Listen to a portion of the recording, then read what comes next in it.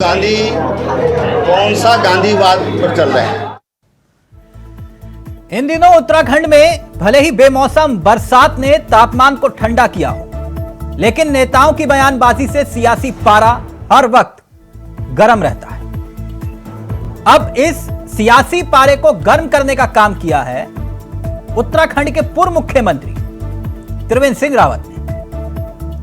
रावत क्या कहते हैं? कहते हैं नाथूराम गोडसे देशभक्त। दरअसल वो नाथूराम गोडसे और राहुल गांधी को लेकर बयान दे रहे थे। अब बयान उन्होंने उत्तर प्रदेश में दिया, लेकिन बवाल उत्तराखंड में हो रहा है। पूर्व मुख्यमंत्री त्रिवेंद्र सिंह रावत को भाजपा ने महाजनसंपर्क अभियान के दौरान जो जिम्मेदारी दी है, उस जिम्मेदारी का निर्वहन करते हुए त्रिवेंद्र सिंह रावत ने यह बयान दे डाला। अब उत्तराखंड में यह सियासत का विषय बना हुआ है और विपक्षी दल इस मुद्दे पर सरकार को घेरने का काम कर रहे हैं। नाथूराम गोडसे को देशभक्त बताते हुए राहुल गांधी पर सियासी हमला बोल रहे थे त्रिवेंद्र, लेकिन अब बवाल खड़ा होगा। क्या कहा त्रिवेंद्र ने और क्यों इस पर हो रही है सियासत? पहले ये रिपोर्ट देखिए और फिर सीधा रुख करेंगे अपने मेहमानों की तरफ। हमारे साथ जुड़ेंगे कुछ मेहमान, लेकिन पहले इस रिपोर्ट पर गौर फरमाएं। नाथूराम गोडसे एक देशभक्त थे, उनकी देशभक्ति पर संदेह नहीं किया जा सकता है, लेकिन राहुल गांधी कौन सा गांधीवाद पर चल रहे हैं। गांधी जी ने जो स्वदेशी की बात करी, ये कौन से स्वदेशी की बात कर रहे हैं? तो सुना आपने क्या कहते हैं उत्तराखंड के पूर्व मुख्यमंत्री त्रिवेंद्र सिंह रावत। राहुल गांधी पर निशाना साधते साधते गोडसे प्रेम जुबां पर आ गया। बयान यूपी में दिया, मगर सियासी तपिश उत्तराखंड में महसूस होने लगी। नाथूराम गोडसे एक देशभक्त थे, उनकी देशभक्ति पर संदेह नहीं किया जा सकता है, लेकिन राहुल गांधी कौन सा गांधीवाद पर चल रहे हैं। गांधी जी ने जो स्वदेशी की बात करी, ये कौन से स्वदेशी की बात कर रहे हैं? ये जनेऊ कोर्ट के बाहर लटका करके और गांधीवादी बनना चाहते हैं, तो उसको जनता समझती है। और इसलिए राहुल गांधी देश की छवि को खराब करने का काम कर रहे हैं, इसके अलावा कुछ नहीं कर रहे। वैसे तो बीजेपी ने उत्तर प्रदेश की 5 लोकसभा सीटों पर पूर्व मुख्यमंत्री त्रिवेंद्र सिंह रावत को महाजनसंपर्क अभियान की जिम्मेदारी दी है। जिस जिम्मेदारी को निभाते हुए पूर्व मुख्यमंत्री त्रिवेंद्र सिंह रावत ने ऐसा बयान दे बैठा जो कांग्रेस और दूसरे विपक्षी दलों के लिए एक बड़ा मुद्दा बन गया है, क्योंकि पूर्व मुख्यमंत्री त्रिवेंद्र सिंह रावत ने राष्ट्रपिता महात्मा गांधी के हत्यारे नाथूराम गोडसे को देशभक्त जो बता दिया है। बहुत ही दुर्भाग्यपूर्ण बयान है। भारतीय जनता पार्टी की मानसिकता को झलकाता है। अगर भारतीय जनता पार्टी के नेता राष्ट्रपिता महात्मा गांधी के हत्यारे को अगर देशभक्त मानते हैं, तो आप इससे भारतीय जनता पार्टी की मानसिकता को समझ सकते हैं। जिस व्यक्ति ने राष्ट्रपिता की हत्या की हो, आप उसको देशभक्त कैसे मान सकते हैं? ये भारतीय जनता पार्टी है। और जो आरोप हम बार बार लगा रहे हैं ये महात्मा गांधी के हत्यारे हैं, इन आरोपों की पुष्टि करने का काम त्रिवेंद्र सिंह जी ने किया है। त्रिवेंद्र सिंह रावत ने ये जो बयान दिया है ना, जिसमें उन्होंने कहा है कि गोडसे एक देशभक्त थे, तो इससे भारतीय जनता पार्टी के चाल चरित्र चेहरा सामने आता है कि एक ऐसा आदमी जिसने राष्ट्रपिता महात्मा गांधी का सरेआम कत्ल किया, उनको गोलियां मारी, और महात्मा गांधी जी जिन्होंने उस देश के लिए अपने प्राण तक दे दिए, जीवन भर आंदोलन करते रहे, और उनको पूरा भारत राष्ट्रपिता के नाम से जानता था। वहीं दूसरी तरफ बीजेपी संगठन के नेता पूर्व मुख्यमंत्री त्रिवेंद्र सिंह रावत के इस बयान का बचाव कर रहे हैं और बता रहे हैं कि उन्होंने जो बयान दिया वह किस संदर्भ में है और वो जानना जरूरी है। फिलहाल बीजेपी संगठन त्रिवेंद्र के बयान के बाद डिफेंसिव है। पूर्व मुख्यमंत्री श्री त्रिवेंद्र सिंह रावत जी ने नाथूराम गॉडसे के बारे में जो टिप्पणी की है, इसके बारे में वही उत्तर दे सकते हैं कि उन्होंने किस संदर्भ में ये बात कही। जहाँ तक महात्मा गांधी जी की हत्या का सवाल है, तो भारतीय जनता पार्टी ने हमेशा इसकी निंदा की है और इस कृत्य का कभी भी समर्थन नहीं किया है, और ये स्टैंड पार्टी का पहले भी रहा है और आज भी है। उत्तराखंड के पूर्व मुख्यमंत्री त्रिवेंद्र सिंह रावत के इस बयान में सियासत तो गर्मा गई है।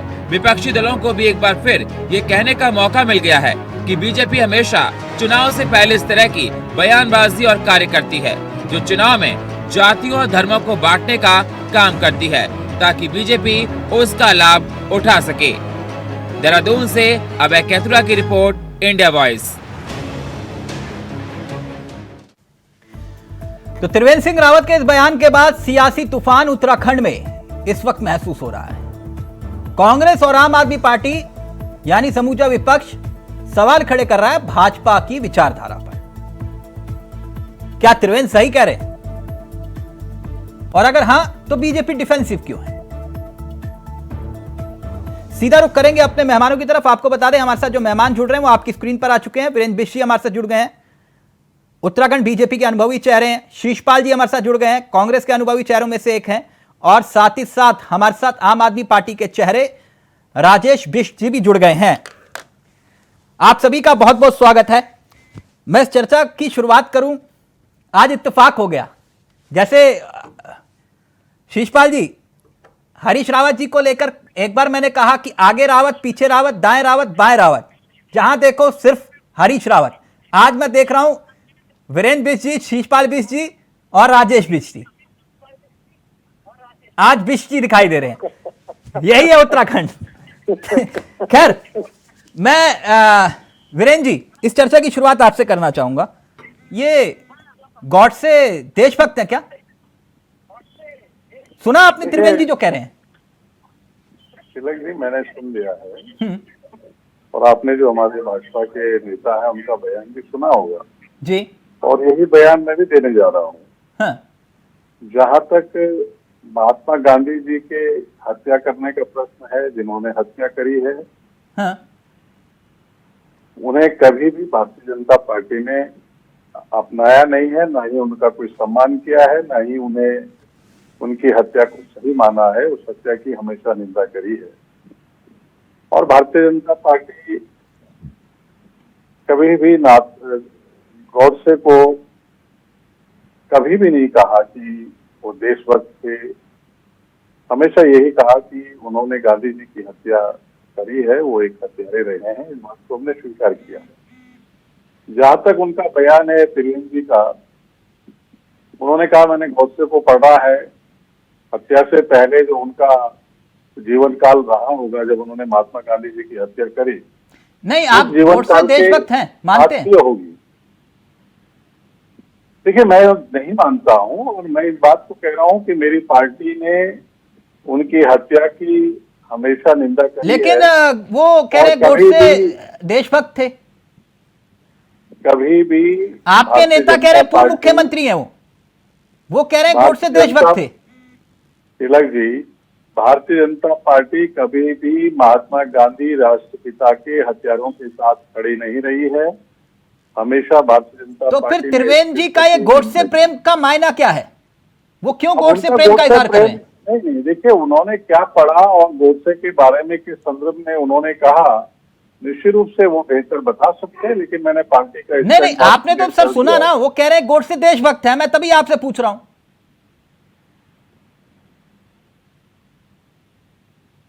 वीरेंद्र जी का ऑडियो प्लीज। तो बयान है वो स्पष्ट रूप से है। आप इस बयान की निंदा करते हैं? निश्चित रूप से मैंने कहा कि भारतीय जनता पार्टी ने कभी भी गॉडसे, महात्मा गांधी जी की हत्या करने वालों की कभी पैरवी नहीं करी, कभी उनके साथ खड़े नहीं रही है। आप इस बयान की निंदा करते हैं सर? उन्होंने हत्या करी है। आप इस बयान की निंदा करते हैं? इस बयान से उनका क्या संदर्भ है, इस बयान पर उन्होंने दिया है, लेकिन मैंने पार्टी का स्टैंड आपको बता दिया है कि ठीक। शीशपाल जी, कभी भी नाथीराम शीशपाल जी वो कह रहे हैं कि पार्टी इस बयान के साथ नहीं खड़ी। उन्होंने क्या पढ़ा हम नहीं जानते, लेकिन गॉडसे को लेकर हम साथ नहीं उनके। शीशपाल जी का ऑडियो प्लीज। जी देखिए तिलक जी, भारतीय जनता पार्टी क्या कहती है, क्या करती है, उसकी कथनी और करनी में अब बड़ा भारी अंतर आ गया है। नाथूराम गौडसे जी को लेकर के भाजपा के नेता पहली बार नहीं है कि जो त्रिवेंद्र सिंह रावत जी इस प्रकार का बयान दे रहे हैं। 2014 में जब से केंद्र में इनकी सरकार आई है, उसके बाद भाजपा के अंदर घोर सी लगी नाथूराम गौडसे के प्रति जो देश का दृष्टिकोण है उसको बदलने की कोशिश हो रही है। 2015 में भाजपा ने एक डॉक्यूमेंट्री फिल्म भी जारी की जो कि देशभक्त नाथूराम गौडसे के नाम से थी, और पूरे देश के अंदर आपने देखा नाथूराम गौडसे के मंदिर बना के इन्होंने प्रयास किए। और नाथूराम गौडसे का जो जन्मदिन है 10 जनवरी उसको शौर्य दिवस के रूप में भी मनाने का प्रयास किया गया है। और पार्टी ने कभी नहीं मनाया है, ये पहली बार थोड़े बता रहे हैं। आपको याद दिला दूं 2019 में प्रज्ञा ठाकुर जी भोपाल में लोकसभा चुनाव के दौरान क्या कह रही थी, भले ही बाद में वो भी अपने बयान के लिए माफी मांगनी पड़ी उनको, लेकिन ये गाहे बहाए राष्ट्रपिता महात्मा गांधी जी को मारने वाले हत्यारे के साथ खड़े नजर आते हैं। और जो नहीं, त्रिवेंद्र जी ऐसा बयान क्यों दे रहे हैं, क्या लगता है आपको बीसी? देखो 2019 में प्रज्ञा ठाकुर जो कर रही थी 2024 के लोकसभा चुनाव से पहले वही त्रिवेंद्र रावत जी कर रहे हैं। अच्छा, मतलब उत्तर प्रदेश में ध्रुवीकरण की सियासत कर रहे हो? निश्चित तौर पर देखिए, ये भारतीय जनता पार्टी की सोची। वीरेंद्र जी जवाब दीजिए प्लीज जल्दी से, फिर राजेश जी आपके पास आ रहा हूं। का बयान है तो देखिए इस तरीके की बातें करते रहेंगे जो इनका कोई सिर और पैर नहीं है, इन्हें तो कुछ बोलना ही है, तो बोलने के लिए कुछ ना कुछ इनको चाहिए। कहीं कोई ध्रुवीकरण नहीं कर रहा और इस बात से कोई ध्रुवीकरण भी नहीं होने वाला, ये भी मैं आधिकारिक रूप से कह रहा हूँ। ये उनका बयान था, किस संदर्भ में था हमें नहीं मालूम, लेकिन हमने स्पष्ट रूप से अपने पार्टी का पक्ष आपके सामने रख दिया है। भारतीय जनता पार्टी कभी भी महात्मा गांधी जी राष्ट्रपिता के हथियारों के साथ खड़ी नहीं रही है, और हमेशा भारतीय जनता पार्टी ने इस बात की निंदा करी है। और राजेश जी, आपको भी यही लगता है कि ध्रुवीकरण की सियासत हो रही है उत्तर प्रदेश में, इसलिए गॉडसे देशभक्त दिखाई दे रहे हैं त्रिवेंद्र सिंह रावत को? भाई साहब, मेरा मानना ये है कि एक जिम्मेदार और संवैधानिक पद पे रहे जो एक प्रदेश के सम्मानित मुख्यमंत्री रहे हैं, और बीजेपी ने वर्तमान में उन्हें प्रभारी बना के उत्तर प्रदेश में उनकी जिम्मेदारी दी है। ये जो इनका बयान है बहुत ही निंदनीय और शर्मनाकपूर्ण है। इससे इनका चाल चरित्र और चेहरा नजर आता है कि कैसे संघीय मानसिकता इनके अंदर है, और इनको ये समझ नहीं आ रहा है कि जिस राष्ट्रपिता का जिन्होंने सत्य और अहिंसा के मार्ग पे चल के इस देश को आजादी दिलाई है, उनके हत्यारों को ये इस तरह से सम्मान पूर्वक देशभक्त जैसे शब्दों का इस्तेमाल करके उन्हें ये साबित कर रहे हैं कि हम लोग ऐसी मानसिकता से ग्रस्त हैं। वीरेंद्र जी कह रहे हैं हमारी राय नहीं है, जो बात त्रिवेंद्र जी कह रहे हैं। सर, अगर ये त्रिवेंद्र जी की राय नहीं है, बीजेपी के सम्मानित पद पे जो बैठे हुए व्यक्ति थे जिन्होंने प्रदेश संभाला और आज प्रभारी बनकर गए हैं, उनकी विचारधारा से ये कैसे कह सकते हैं कि हम उनसे अलग हो गए? वीरेंद्र जी जवाब दीजिए। देखिए हम भारतीय जनता पार्टी के प्रवक्ता के रूप में जो कह रहे हैं, पार्टी की अधिकृत बात जो कर रहे हैं, और जिस तरीके से ये एक मुद्दे को भुनाना चाहते हैं, ये कोई भुनने वाला नहीं है, ना ही इससे कोई ध्रुवीकरण होने वाला है। नहीं तो फिर त्रिवेंद्र जी ऐसी बात कह क्यों रहे थे? अब उन्होंने किस संदर्भ में कही है, ये पार्टी इसका संज्ञान लेगी। इसका संदर्भ आप ये कह रहे पार्टी संज्ञान लेगी, क्या नोटिस भेजेंगे त्रिवेंद्र जी को? देखिए, जब ये प्रज्ञा ठाकुर ने भी बयान दिया था तो पार्टी ने इसका संज्ञान लिया था, उन्होंने भी सार्वजनिक रूप से इस बात के लिए माफी मांगी थी। नहीं वीरेंद्र जी पूरी बात देश के प्रधानमंत्री ने कहा था वो कभी माफ नहीं करेंगे उनको। देखिए ना, आप देश के प्रधानमंत्री ने कहा, लेकिन वो फिर भी सांसद हैं। देश के प्रधानमंत्री जी ने कहा, निश्चित रूप से कहा है, आपने भी सुना, हमने भी सुना है, लेकिन महात्मा गांधी जी की जो तुलना है, ये महात्मा गांधी जी का स्तर है, इन बातों से कम नहीं होता है। महात्मा गांधी जी नहीं, प्रज्ञा ठाकुर का आपने जिक्र किया तो मैंने आपको बताया वो आज भी सांसद हैं। नहीं तो और आपने सांसद कहा है था तो सार्वजनिक रूप से कि वो हम उनको कभी माफ नहीं करेंगे। सार्वजनिक रूप से उन्होंने माफी मांगी थी, देश से भी और पार्टी नहीं से नहीं, भी। लेकिन देश के प्रधानमंत्री ने कहा था ना कभी माफ नहीं करेंगे उनको। ठीक है, वहां प्रधानमंत्री जी ने कहा था, निश्चित रूप से कहा था कि सभी लोगों ने इस बात को सुना है। राजेश जी, वो ये कह रहे हैं कि वो किस संदर्भ में कहा है उन्होंने, उसे भी समझना होगा। वो कटाक्ष कर रहे थे राहुल गांधी पर। सर संदर्भ कुछ नहीं है। 2024 में उन्हें प्रभारी बना के जिस प्रकार से यूपी में भेजा गया है, ये बीजेपी की नैतिक जिम्मेदारी बनती है कि वो इस देश से माफी मांगे और इनको इस पार्टी पे, इस बयान से उन्हें निष्कासित करना चाहिए ऐसे गैर जिम्मेदार व्यक्ति को, जिसको राष्ट्रपिता का अपमान करने के लिए किसी ने कोई अधिकार नहीं दे रखा कि वो हमारे देश के राष्ट्रपिता का अपमान इस प्रकार से करे। ऐसे हत्यारे को, जिसको हमारे संविधान ने, हमारी कोर्ट ने फांसी की सजा सुनाई, आज उसको ये सम्मान देने का काम कर रहे हैं। ये वही राष्ट्रीय स्वयंसेवक संघ के लोग हैं जिन्होंने वर्षों तक अपने नागपुर के कार्यालय पे कभी तिरंगा झंडा, जो हमारे देश की आन बान शान का प्रतीक है, वो झंडा इन्होंने कभी उस अपने कार्यालय पे नहीं लगाया है। ये उस मानसिकता के लोग हैं। तो मेरा ये मानना है कि इन्होंने उत्तराखंड की जनता से तो माफी मांगनी चाहिए, साथ में इस देश से भी माफी मांगनी चाहिए जो इस तरह के बयानबाजी, अनर्गल बयानबाजी एक संवैधानिक पद पर बैठे हुए व्यक्ति ने देश के सामने दी है। तो मेरा ये मानना है। शीशपाल जी, वो कह रहे हैं वीरेंद्र जी की पार्टी जो है संज्ञान लेगी इसका बयान का। देखिए तिलक जी, अच्छी बात है अगर भारतीय जनता पार्टी इसका संज्ञान लेती है और त्रिवेंद्र सिंह रावत जी को शीघ्र नोटिस जारी करती है और पार्टी से निष्कासित करती है। लेकिन ये भविष्य के गर्त में है, क्योंकि इनके बयान से मुझे नहीं लगता कि त्रिवेंद्र जी के खिलाफ कोई कार्रवाई करेंगे। आप ही स्पष्ट कर चुके हैं कि 2019 में प्रज्ञा ठाकुर के मामले में जब पूरे देश में विरोध हुआ तब उनको माफी मांगनी पड़ी और प्रधानमंत्री जी ने भी कहा था कि मैं माफ नहीं कर पाऊंगा, माफ नहीं कर पाऊंगा। उसके बाद भी वो आज लोकसभा के सदस्य हैं। तो इनका चाल चरित्र, चेहरा और खतरी करने का अंतर पूरा देश नहीं। तो आपको ऐसा क्यों लग रहा है ध्रुवीकरण कर रहे हैं? इससे ध्रुवीकरण कैसे होगा? नहीं, मैंने ध्रुवीकरण शब्द नहीं कहा था। मैंने कहा था कि 2019 के लोकसभा चुनाव से पहले इस तरीके से प्रज्ञा ठाकुर ने बयानबाजी की और अब 2024 से पहले अच्छा, तो जनता वोट देती है गोडसे के नाम पर, आप मुझे ये कह रहे हो? निश्चित तौर पर ना शीशपाल जी, जनता गोडसे के नाम पर वोट देती है? नहीं, ऐसा है ना, जो आज विचारधारा की लड़ाई है। और हाँ, तो सर मैं वही तो पूछ रहा हूँ। आप कह रहे हैं कि ये इसलिए कि ध्रुवीकरण की सियासत हो रही है, राजेश जी भी ये कह रहे हैं, तो इसका मतलब ये होगा जनता गोडसे के नाम पर वोट देती है क्या? नहीं तिलक जी, आरएसएस के जो हार्डकोर वर्कर हैं, जो इनके अनुसांगिक संगठन है, जो इनके पूरे इस प्रकार के विचारधारा के लोग हैं, वो तो निश्चित तौर पर फिर इससे प्रभावित होते हैं ना। जो नफरत का पाठ पढ़ते हैं, जो अहिंसा की विचारधारा के खिलाफ हैं, जो गांधी की विचारधारा को नहीं मानते हैं, जो बंदूक की विचारधारा को मानते हैं, गोडसे वाली, जो हत्या में विश्वास करते हैं, तो वो लोग तो प्रसन्न होंगे। और वो बड़ी वीरेंद्र जी जवाब दे रहे हैं, सुन लीजिए, फिर राजेश जी आ रहा हूं आपके पास। मेरा ये कहना है कि तो कांग्रेस जिस तरीके से उलझल बातें कर रही है, इस बात को उलझाना चाहती है, जबरदस्ती से लोगों को थोपना चाहती है। गोडसे कहीं आरएसएस और संघ में नहीं थे। महात्मा गांधी जी की हत्या के बहुत पहले जो है वो संघ से विरक्त हो गए थे, संघ से हट गए थे। संघ से उनका कोई लेना देना नहीं रहा है। कभी वो संघ में थे ही नहीं क्या? नहीं थे। वो संघ में बहुत पहले निकल गए थे और उन्होंने एक दूसरा संगठन बना लिया था, उसको ज्वाइन कर लिया था। उनको संघी देखिए तिलक जी, जो नाथूराम गोडसे हैं, उनके बड़े भाई गोपाल कृष्ण गोखले,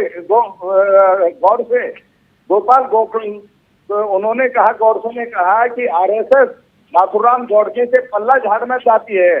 नाथूराम गोडसे के पूरे परिवार ने इसका पुरजोर तक खंडन किया था। उन्होंने कहा कि वो मरते दम तक आरएसएस के कार्यकर्ता थे और आरएसएस के बौद्धिक प्रमुख थे, जो तब बौद्धिक कार्यवाह कहलाते थे। प्लीज वीरेंद्र जी का फ्रेम सही करिए। राजेश जी, एक मिनट। राजेश जी, आपको भी लगता है कि इसका चुनाव पर असर पड़ता है इस तरह की बयानबाजी से? एक मिनट। राजेश जी, सर ये कहीं ना कहीं ये जब कांग्रेस को टारगेट करने की बात करते हैं तो ये उस समय ये भूल जाते हैं कि किस तरह की शब्दावली का इस्तेमाल कर रहे हैं। ये टारगेट तो करना चाहते हैं कांग्रेस और राहुल गांधी को, लेकिन ये कहीं ना कहीं ऐसी गलतियां कर देते हैं जो देश इनको नोटिस करता है। ये धर्म की राजनीति का खेल खेलते हैं। ये यहाँ पे इस समय इसमें गोडसे में धर्म कहाँ से आ गया? धर्म, ये चुनाव के समय पे अलग अलग तरह के इनके प्रोपेगेंडा होते हैं। नहीं तो मैं वही पूछ रहा हूँ ना, गोडसे में धर्म कहाँ से आ गया? धर्म भी इन लोगों का एक अलग एजेंडा है जो अभी पेश कर देंगे। आज नहीं हो तो कल कर देंगे, कल नहीं हो परसों कर देंगे। इस समय जो किसानों का रोष है, जो ये पहलवान बेटियों का रोष है, जो देश देख रहा है, उसके लिए कहीं ना कहीं अभी से माहौल बनाना शुरू कर रहे हैं कि कांग्रेस को कहीं ना कहीं इन बातों से इस देश को ये बताने की कोशिश है कि राजनीति तो हमारी नजरों का कुछ नहीं। इन्होंने सबसे हिंसा के मार्ग पे चल के इस देश को आजादी दिलाने का काम करा, जो एक लाठी लेकर चलकर इस देश के हजारों लाखों लोगों को अपने पीछे लेकर चले थे, जिससे हमारे देश को आजादी मिली। आज ये उसको बुलाकर नाथुना को हीरो बनाने की कोशिश कर रहे हैं। ये कभी मानने को तैयार नहीं है कि इस आजादी में महात्मा गांधी का कोई योगदान रहा है। आज देश को जिन चीजों की आवश्यकता है उन सब मुद्दों से भटका के इन सब मुद्दों से ध्यान भटकाने की कोशिश है, आप ये कह रहे हैं। ओके, शीशपाल जी, लाइव में एक कमेंट आया, फिर मैं वीरेंद्र जी के पास जाऊंगा फाइनल कमेंट लेने। वो ये कह रहे हैं कि शीशपाल जी से पूछो, चलो गोडसे तो याद है कि कौन है, लेकिन फिरोज खान कौन है उसके बारे में भी बताइए। इन महाशय से कहिए कि आप देश के सबसे बड़े उद्योगपति, देश के जो जाने माने और लोक उद्योगपति जमशेदजी टाटा, उनको जानते हैं कि वो कौन है?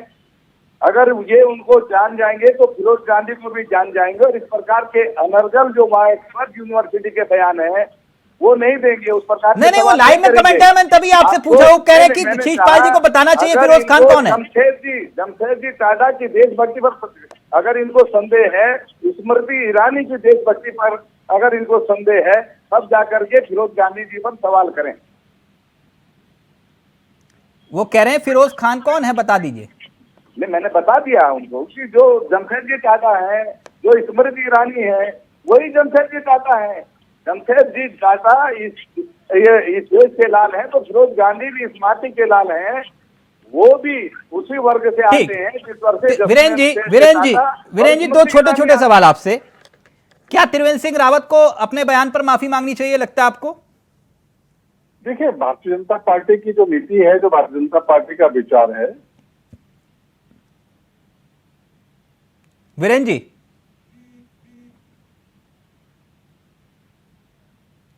जी, ऑडियो चला गया सर? वीरेंद्र जी, मुझे सुन पा रहे हैं आप? वीरेंद्र जी की ऑडियो चली गई है, प्लीज कनेक्ट करिएगा, प्लीज कनेक्ट करिए। फाइनल कमेंट राजेश मिश्री, ऑडियो चली गई, वीरेंद्र जी की कोशिश कर रहे हैं कनेक्ट करने की। मेरा ये मानना है सर, इसमें संपूर्ण बीजेपी को माफी मांगनी चाहिए और सामूहिक तौर पे बयान देना चाहिए, और बीजेपी को इसके लिए त्रिवेंद्र सिंह रावत जी को तत्काल प्रभाव से वहां के प्रभारी पद से भी हटाना चाहिए, और जो पार्टी के अंदर उनको पद दिया गया है सदस्यता, उससे भी निष्कासित करना चाहिए। ऐसा हमारा मानना है। जब देश के लोगों का सम्मान करते हैं, राष्ट्रपिता का सम्मान करते हैं, ये अनार्किस्ट का मतलब क्या होता है? अनार्किस्ट का मतलब क्या होता है? जी, अनार्किस्ट का मतलब क्या होता है? सर, अनार्किस्ट का मुझे आइडिया नहीं है क्या है। क्या होता है सर? राजेश जी, सर मुझे आइडिया नहीं है क्या अनार्किस्ट। नहीं, अनार्किस्ट का मतलब क्या होता है मैं जानना चाह रहा था। सर ये मुझे पता ही नहीं है, शब्द मैंने नहीं सुना है। अच्छा, आपने नहीं सुना, सुन रहे हैं ना शीशपाल जी? वो कह रहे हैं मैंने कभी सुना ही नहीं है। बताइए, आपने बड़े नेताओं को आप फॉलो नहीं करते हैं? आप अपने बड़े नेताओं को ही फॉलो नहीं करते राजेश जी, है ना? और आप उन्हें ज्ञान दे रहे हैं, मुस्कुरा रहे हैं, आप मुस्कुरा रहे हैं। खैर, वीरेंद्र जी जुड़ गए मेरे साथ। वीरेंद्र जी, मेरी आवाज आ रही है? आप वीरेंद्र जी मेरे को सुन पा रहे हैं? आप वीरेंद्र जी, क्या आप मुझे सुन पा रहे हैं? शीशपाल जी, आवाज नहीं पहुंच पा रही है। तिलक जी, आ रही है, मुझे आ रही है। आपको आ रही है ना सर? जी हाँ, फाइनल कमेंट आपका। देखिए तिलक जी, भारतीय जनता पार्टी राष्ट्रपिता महात्मा गांधी का जो अपमान करने वाले लोगों का अगर सम्मान करती है, अगर उनके खिलाफ कार्रवाई नहीं करती है, तो निश्चित तौर पर जो एक एजेंडा ये चला रहे हैं 2014 के बाद नाथू राम गोडसे को महामंडित कनेक्ट हुए वीरेन करने जी? का माना जाएगा कि ये उसी प्रयास को आगे बढ़ा रहे हैं। और 2024 के लोकसभा चुनाव से पहले सोची समझी रणनीति के तहत इस प्रकार के गलत बयान को दे रहे हैं और ये चुनाव को प्रभावित करने की भी एक साजिश है। और राष्ट्रपिता महात्मा गांधी के खिलाफ जो एक इतिहास को मोड़ने का प्रयास है, जो नया इतिहास लिखने की ये कोशिश कर रहे हैं, जो गोडसे को महिमा मंडित करने की कोशिश कर रहे हैं, उसी प्रयास का एक भाग माना जाएगा। यानी आपको लगता है कि गोडसे के नाम पर वोट मिलता है? देखिए, मैंने कहा ना, जो इनकी एक अराजक सेना है, जो इस विचारधारा के लोग हैं, वो आरएसएस के तमाम आनुषंगिक संगठन है, तो वो मोबिलाइज होते हैं। ओके, कनेक्ट नहीं हो पा रहे, लेकिन एक महत्वपूर्ण सवाल छूट गया। वीरेन जी से सवाल पूछना था, लेकिन एक महत्वपूर्ण सवाल छूट गया। उम्मीद थी कि वो कनेक्ट होंगे, लेकिन कनेक्ट नहीं हो पाए। थैंक यू सो मच, बहुत बहुत शुक्रिया राजेश जी, आपका भी, शिशपाल जी आपका भी, और वीरेन जी आपका भी बहुत बहुत शुक्रिया। तो अब यह बयान क्या वाकई देश का अपमान? क्या त्रिवेंद्र इस बयान के बाद माफी मांगेंगे? लगता तो मुश्किल है। नमस्कार, जय हिंद, जय भारत, जय उत्तराखंड।